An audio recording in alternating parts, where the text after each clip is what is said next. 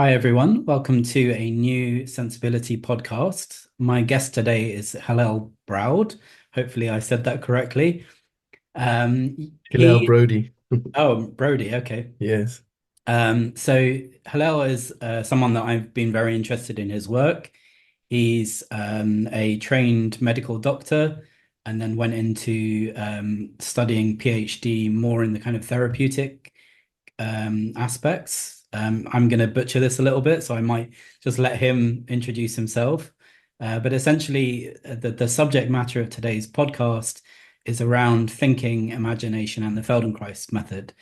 I think that this is a particularly interesting subject, myself personally. I also think that Hillel is one of the people that is leading the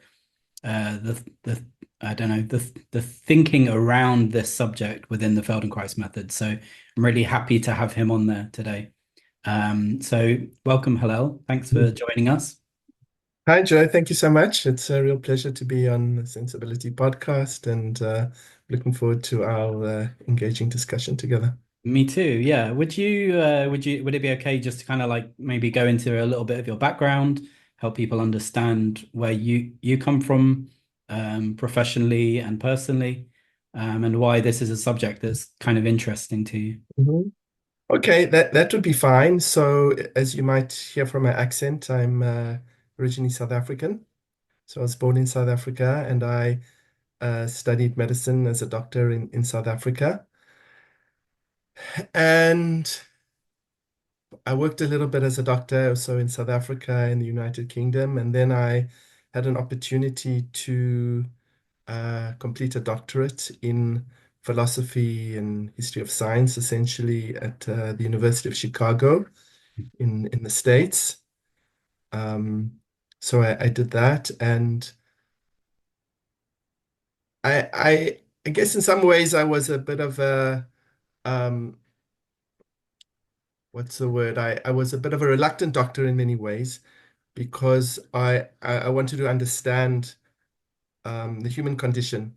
And in some level, I think I was a bit disappointed that medicine didn't answer for me what does it mean to be a human being? You study illness, you study medical conditions, you don't really study health. And also in South Africa under apartheid, then there was a lot of ethical issues that I was confronting with, emotional issues. Mm, And I thought that the issues around that in South Africa was actually something that was actually representing a more larger crisis in terms of what is medicine, what is healthcare. And so I had the opportunity at the University of Chicago to think through some of the underpinnings, intellectual underpinnings of Western medicine. And I mhm. wrote my dissertation on intuition in medicine and clinical reasoning.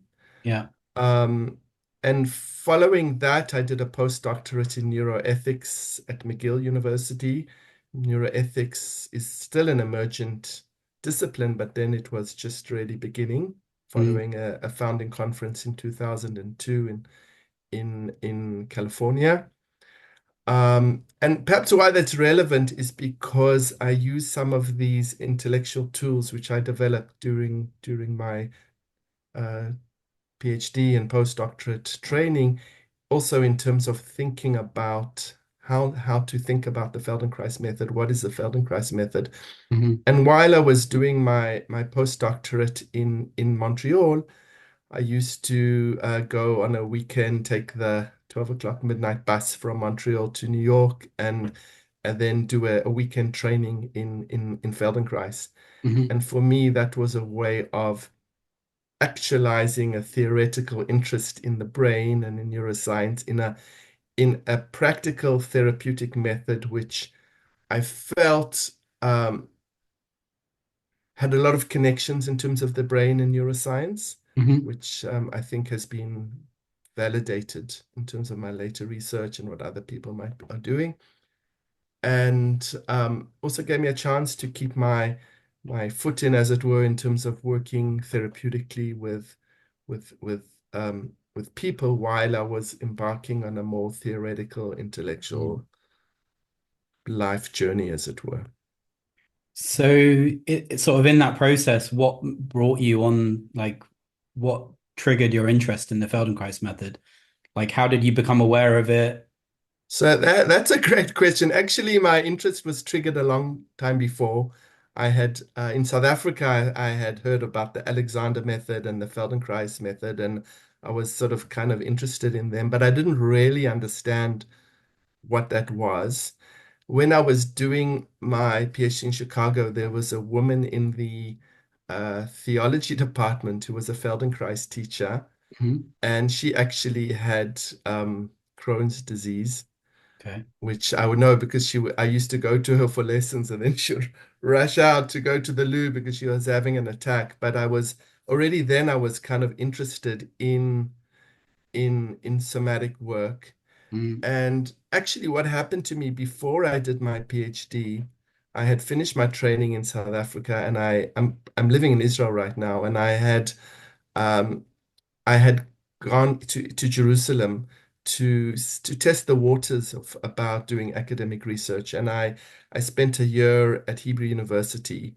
And while I was there, I met a Gestalt therapist who Mhm. invited me to a weekend retreat. And not knowing anything about biodynamic therapy and Gestalt therapy, I jumped in and I had a huge emotional release and awakening. And my realization from that was that I just to be passionate about somatic work, and I didn't even yet know the name somatic. Mm. Um, but then I finished my doctorate, and I during that time I was doing Tai Chi actually at the University of Chicago, and I went back to South Africa and enrolled in a dance class for actors. So I just knew that this is what I needed for me, for my self-regulation, for my like a kind of personal oxygen, as it were. Mm. And in 2006, I was actually spent a couple of years in France finishing my doctorate, and I came back to the University of Chicago and I had my exams, etc. And I thought, okay, I'm going to treat myself. And I had saw advertised a Buto Mhm. imp, improv Yeah, the dance form. Yeah. series in Chicago in like in a modern dance hall. And I Mhm. went there. I thought, great, I'm going to treat myself to this. This is wonderful. And I was sitting next to an elderly woman in the chairs. And at the end, and the intermission, this elderly woman jumped up and she had a stand and she was selling her books. Mhm. And this person turned out to be Sandra Fraley, who's a emeritus professor of dance and founder of East West Somatics. And I was chatting with her, and she said, "Why don't you come along to my workshop in upstate New York?" And I was like, "Great, I'm going to do that." So I spent 2 weeks studying East West Somatics and Mhm. contact improv, and then during like some of their breaks, she had this Feldenkrais table, and she had people on the mat on the table, and she was doing kind of Feldenkrais work, and I was just blown away by the subtlety of what she found, what she elicited, both also in terms of at like kind of a personal level, you know. And I was Mm. like, "That's amazing. What is that? Where did you learn that?" And she's like, "This is Feldenkrais." And I was like, "Okay, Feldenkrais." And then so yeah, so I knew that that's something I wanted to do for myself. Also, in terms of, I don't come from a dance background. I wasn't like with, at the end of this workshop, we all had sat down in a row and we had to write in a piece of paper and put a statement in a hat and Mm. then pull it out and someone had written, "I am a dancer." And everyone there, and they were all like professional dancers and women. I was like kind of one of the only men, and they looked Mhm. at me and said, "You wrote that, right?" And I'm like, "No, I didn't write that." But Mm. I kind of Feldenkrais felt the most accessible in a way somatic discipline, and also because of I felt its intellectual roots Yeah. in relationship with neuroscience. So I Mm. thought, yeah, I'm gonna study Feldenkrais. And then when I got to Montreal, I reached out to David Zimmerbersen, who was starting a new New York training, and so I Mhm. I jumped on board and yeah, Great. graduated in 2013 now. So if I'm, kind of go into some of the subjects that we I'd like to cover today, connecting in with some of the stuff that you've been talking about already, concepts of health, how that doesn't necessarily, how you didn't feel that necessarily was something that the conventional medical profession was really working with, and the ethics around it. The Feldenkrais method, the formation of it, uh, Moshe Feldenkrais investigated a person called Emil Coué as part of his own thought journey around this concept of health and how the mind is a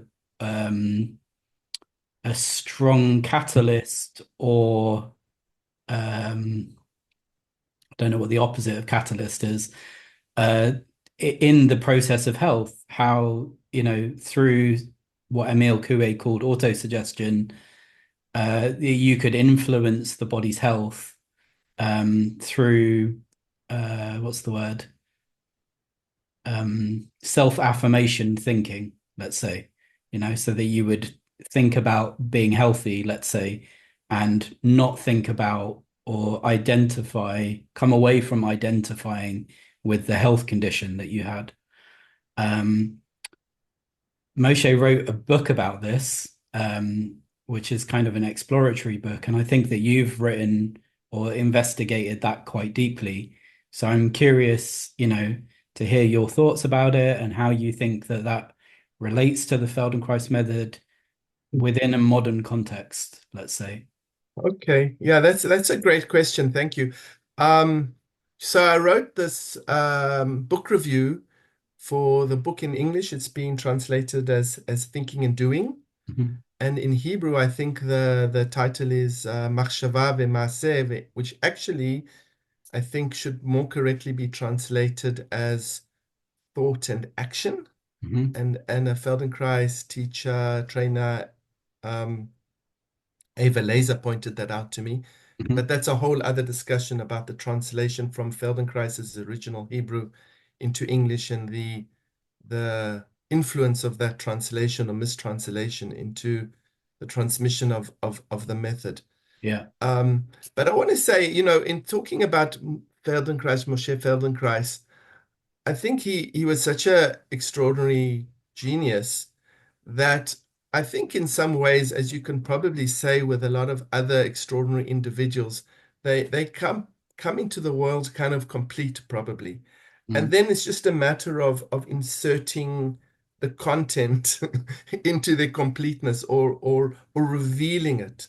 Mm. So Feldenkrais's life history was one of constant learning and incorporating things into his method. Yeah. Um, but at the end of the day, he was extraordinary in terms of being a receptacle for Mm. that content and for that transmission.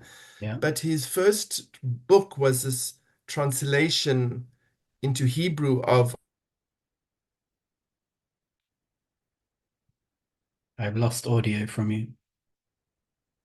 popular Okay, got it. psychologist. Say that last bit again, sorry. Yeah, so Emil Coué was one of the first popular psychotherapists, psychologists Hmm. who had developed this idea of autosuggestion. So this book, Thought and Action or Thinking and Doing, was Feldenkrais has translated this book into Hebrew, and then he had an introductory chapter Hmm. where he introduced the ideas. And and it's important to remember he actually published this book when he was lying in hospital with a severe knee injury. So that's basically how he spent his time. Mm. And I guess he was already thinking about how to recover from this knee injury from a soccer match. Mm. But the key idea, one of the key ideas in this book, as I recall, is this idea of autosuggestion and how he contrasts with Freud that in autosuggestion you use one's cognitive cortical control to kind of to work with the unconscious. So Hmm. as opposed to Freudian psychoanalysis, where the idea is to allow the unconscious to emerge, Coué's idea, and which Feldenkrais picked up on, was to use your executive function to direct your Mhm. unconscious libidinal energies. And this idea of his of autosuggestion, which he picked up from Coué, was is completely is continuous with all of the Feldenkrais method that then he developed later. I also Mm. want to say this idea of using one's libidinal energies and directing it through higher thought, higher function, is Mm. also an idea which Feldenkrais imbibed from his Hasidic roots. So Okay, it was, he read Coué and it struck a nerve, but it was already there in his interesting. nervous system, Mm. actually. Um, and I had the opportunity to interview, and I wrote about this in the review, Shulamit Kreitler, who was, I forget her husband's name, I think maybe Hans, I forget, but they were both faculty in the psychology department at Tel Aviv University. And Feldenkrais used to go and lecture there regularly and sit in on lectures. And so psychology was very much close to his heart. And I kind of think that I mean, he writes about this in Thought and Doing.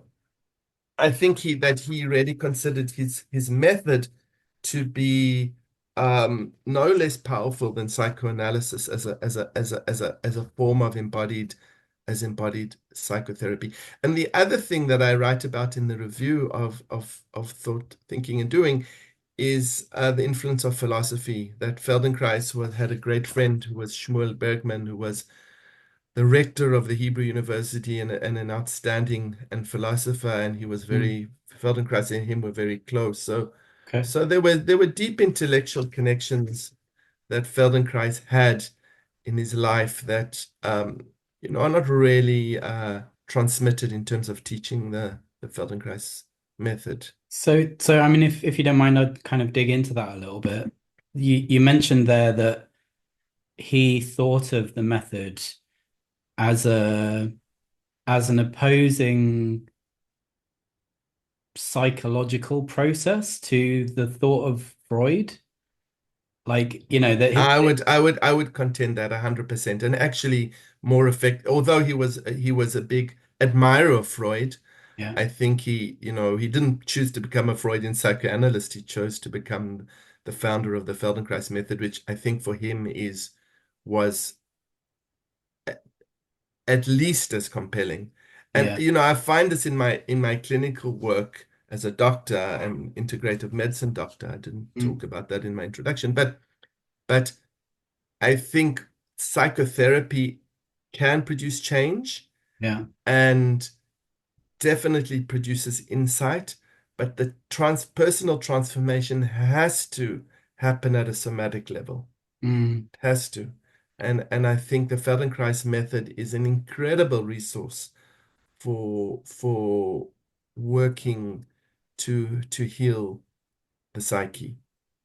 So, and again on that point, I'm not sure if it's commonly thought of in this way, in terms of the Feldenkrais method having a psychological component or a therapeutic component to it. I think that in some way, as Feldenkrais practitioners, we are cautious around saying that we can help with certain things because of the legal implications, or just the water gets murky at a certain point with that stuff. But I think in at least in my understanding and even in my own experience of the method, there is definitely a psychological component, and it does feel like a therapeutic process, whether that's, nervous system regulation or, you know, cleaning up of um, parts of your interaction with life or the environment where you are perhaps not doing things um, most efficiently. That has a bigger psychological component to it. That could be to do with your relationships, you know, like it could be Yeah. to do with like all the ways that you work in your day, Yeah. and movement efficiency or the way that we use our energy, it has a cost to it. And if we work with that, it does reflect back on our psychology in some way, like people talk about tiredness or fatigue or exhaustion, for example. Yes. 100%. And if you read to Feldenkrais writings in like Body and Mature Behavior, for example, in the introduction, he was completely explicit about his approach as somehow, I won't say unifying body and mind because we are kind of necessarily kind of split in some way, but there's no real distinction between mind and body. Mm, And he was demonstrating this very clearly so that when you're working on the mind, you're affecting the body, and when you transforming the body, you transforming the mind. yeah. I want to just say in terms of your point about the caution, in terms of working psychologically with people, that caution is 100% justified. Mm, So one needs to be very careful in terms of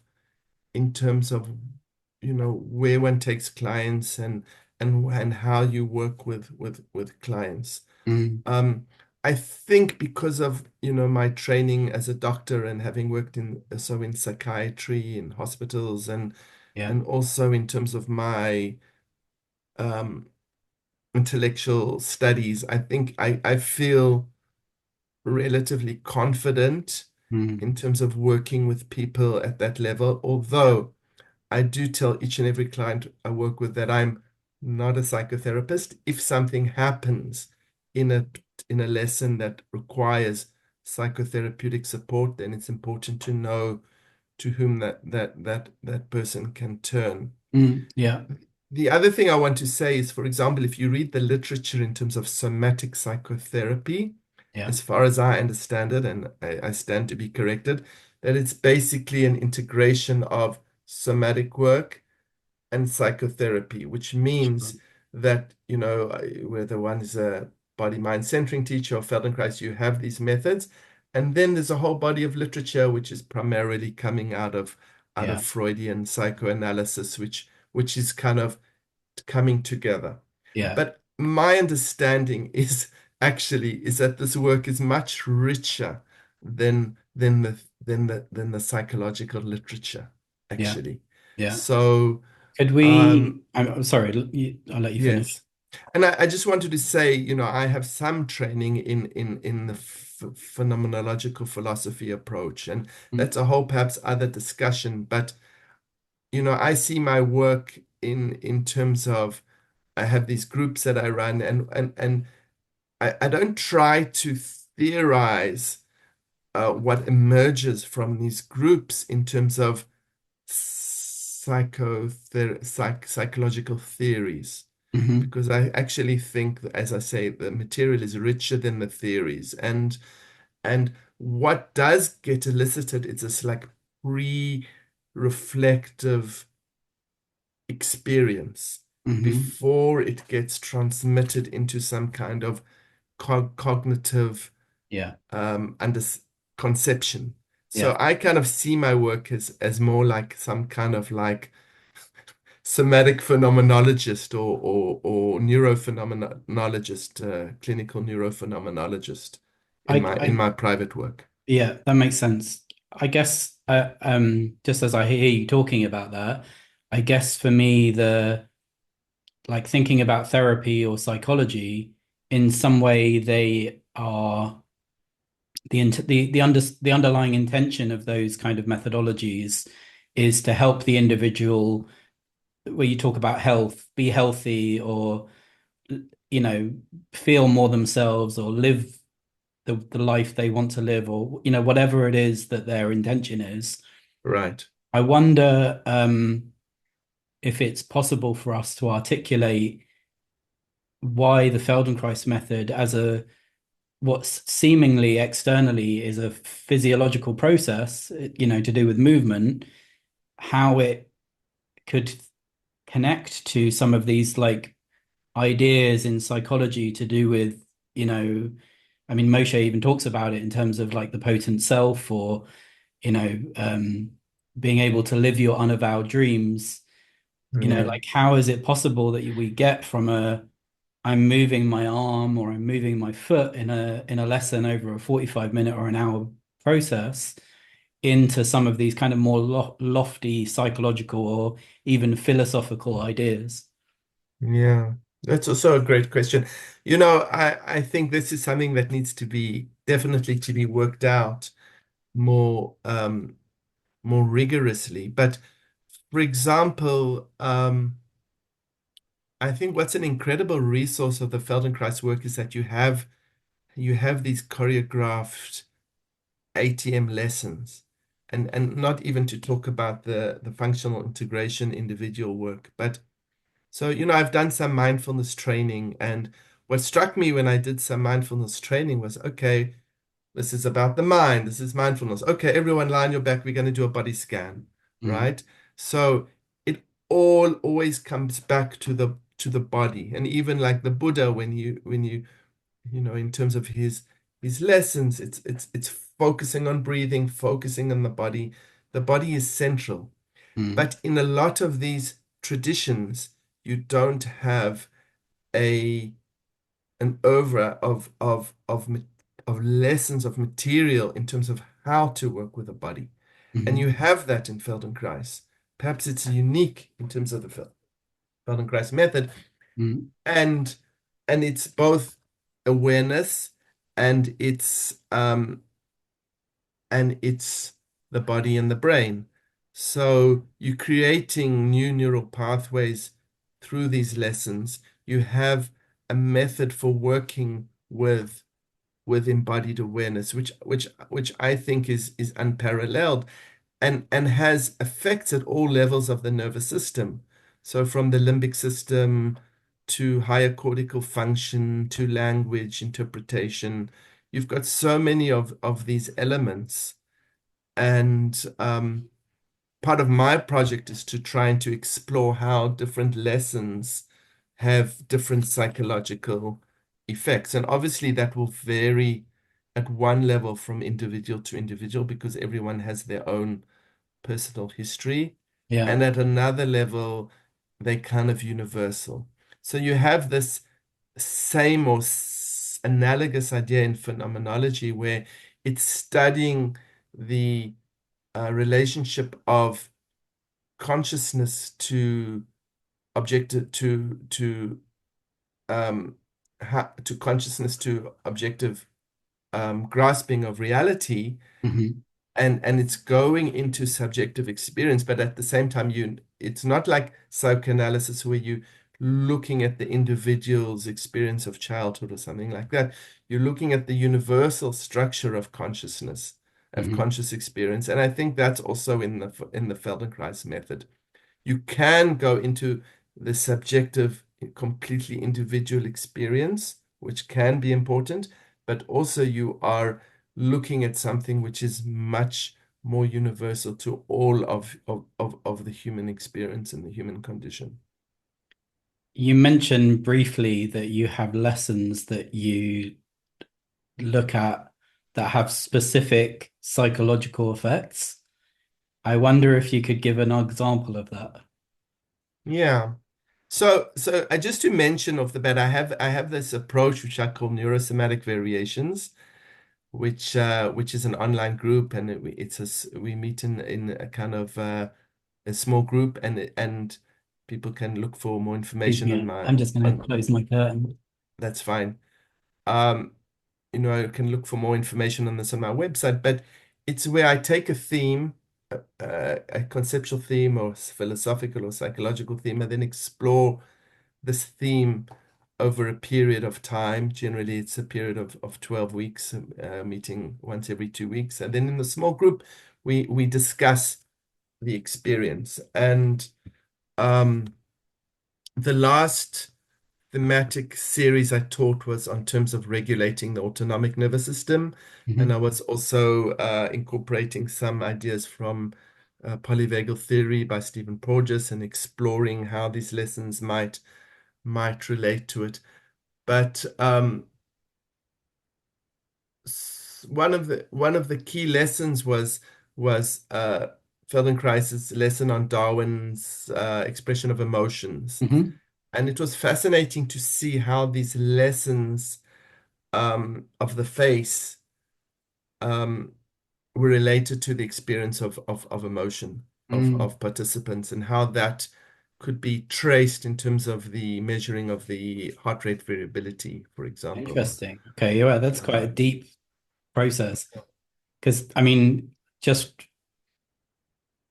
me unpacking that just for a moment, you've got like the sense of personality tied up in emotional expression, so like how you are as a person in the world, you know, emotionally expressed physically.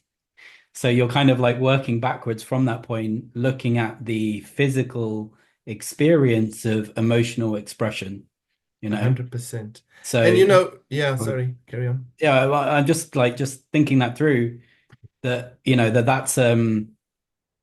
that's quite a deep and profound psychological exploration, let's say.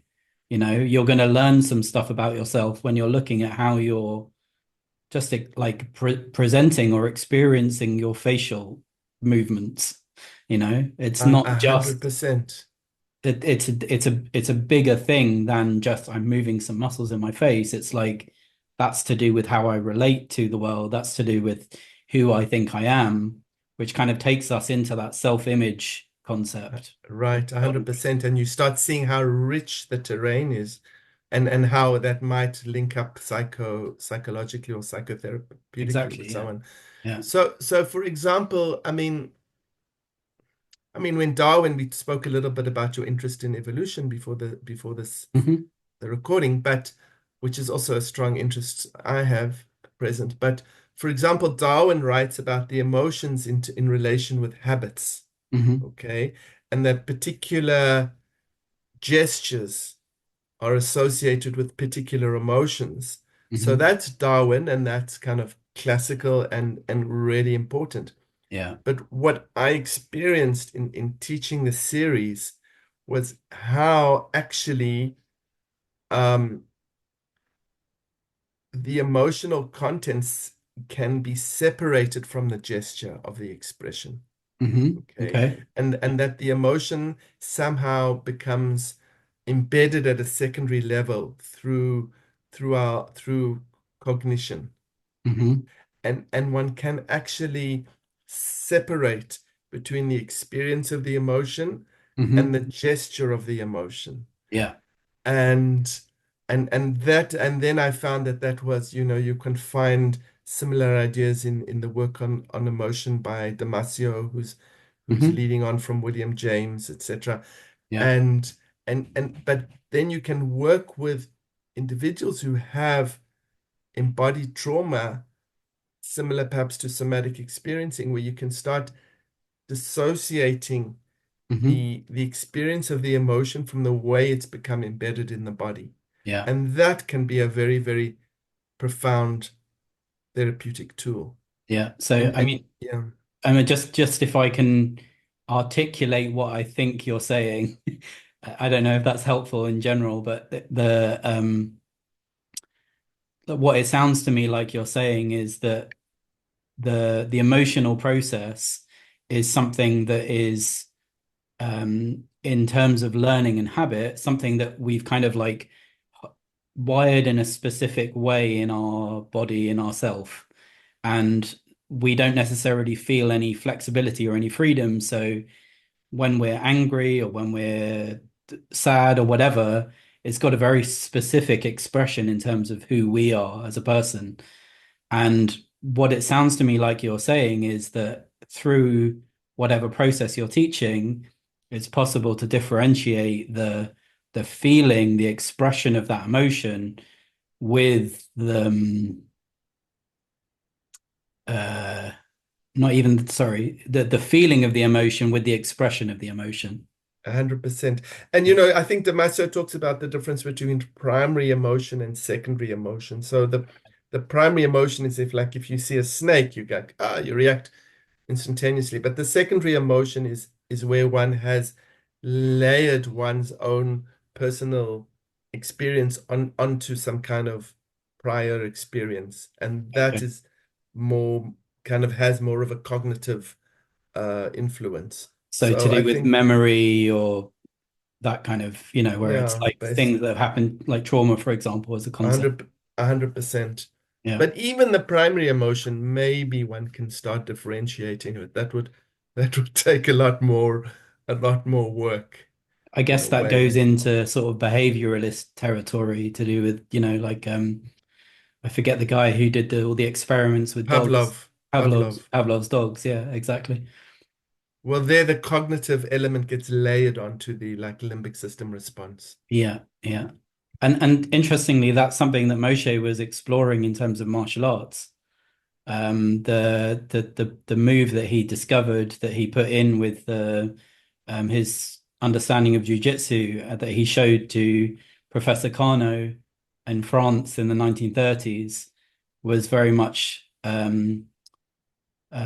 movement put onto the end of a limbic system response. 100%. That you can't train people to unless you are a Kano or something who is so controlling of their nervous system that they can control that that that immediate response. So Mm, Feldenkrais's genius was to say build on that primary response and then follow through with an intelligent response. So there you see also how the his interest in thinking and doing in terms of controlling one's unconscious, one's immediate autonomic responses mm, is there throughout, from his work in judo, higher judo, to from his review of Kuwei mm. to the Feldenkrais method. It's there 100%.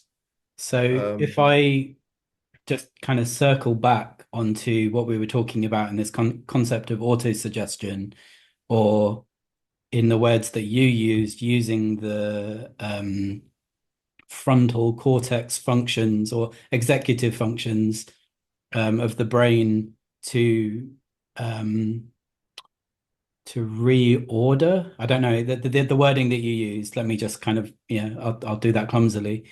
Um, but in what we're talking about now, it's like what we're saying is that you're using those executive functions to um, in relation to emotional expression, for example, you're using those to differentiate, to separate, and that has a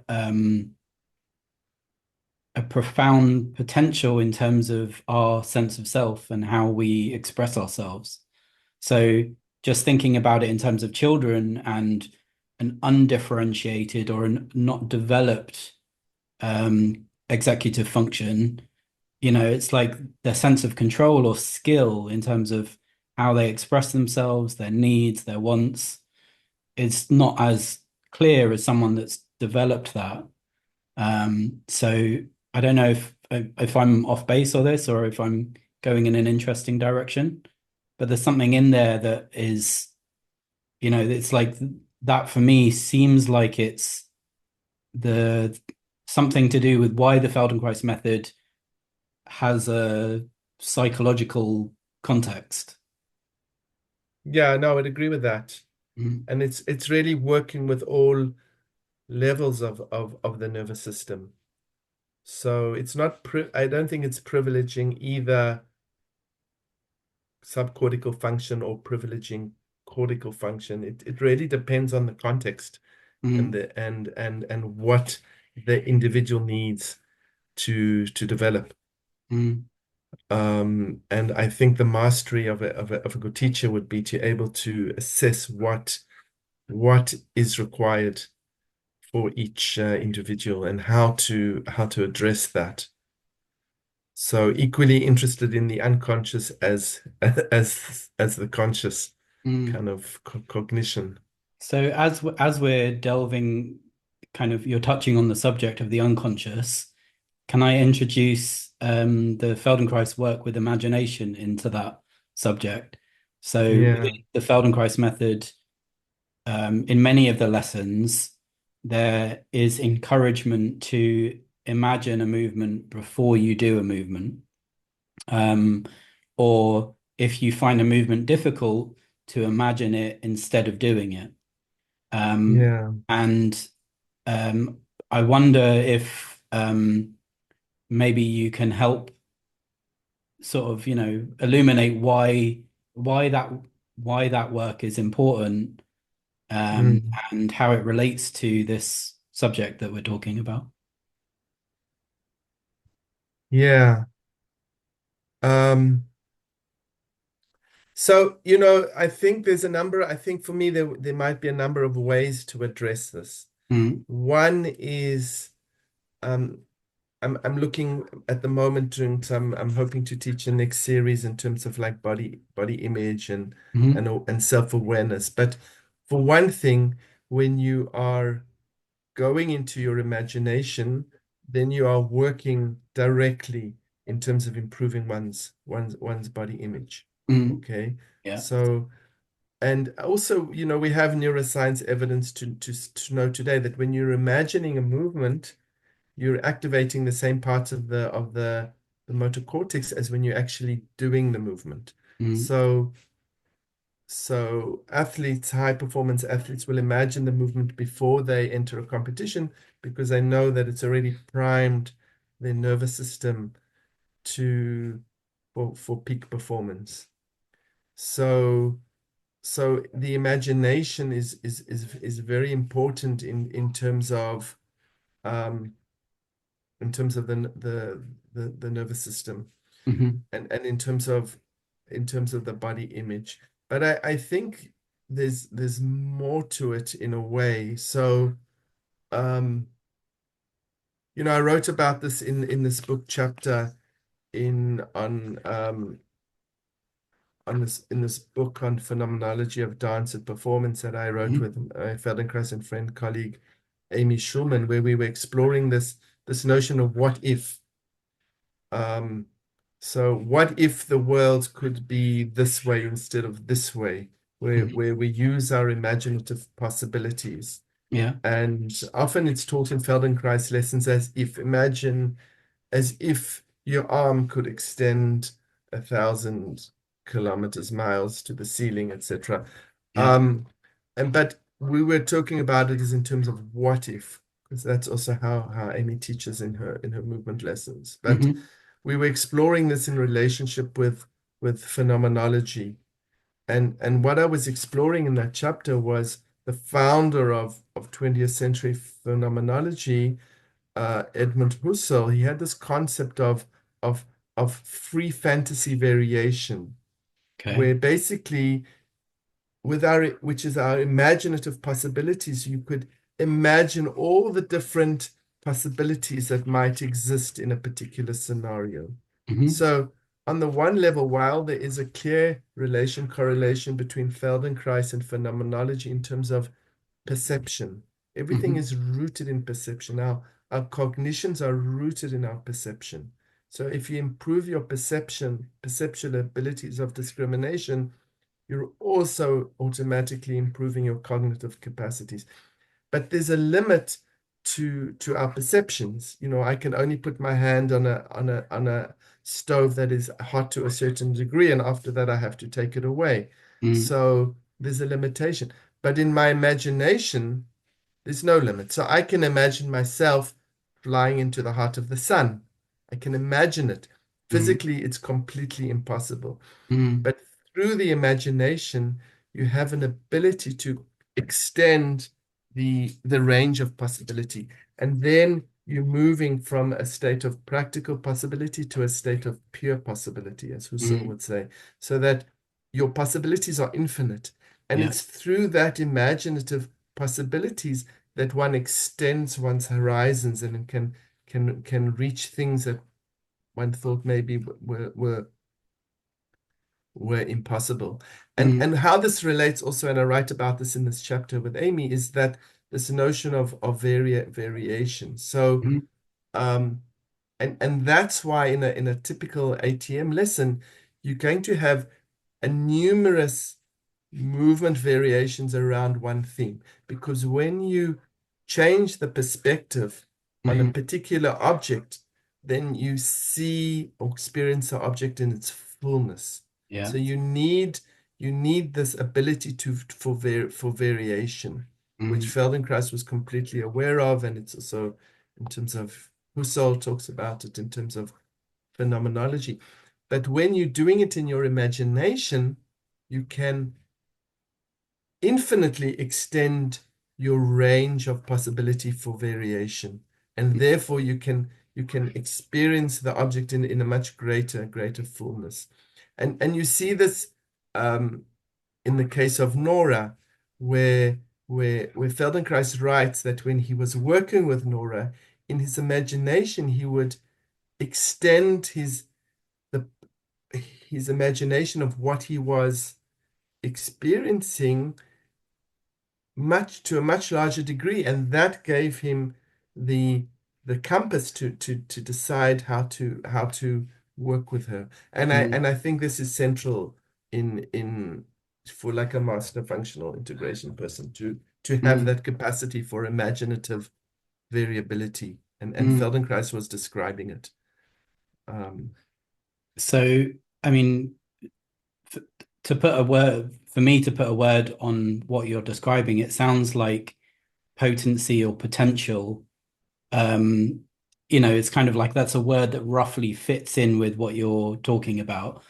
And um, connecting it back to the sort of like psychological or psychotherapeutic process to do with the idea of limiting beliefs or mhm, beliefs that we have about ourselves, like I can't dance, for example, or I can't sing.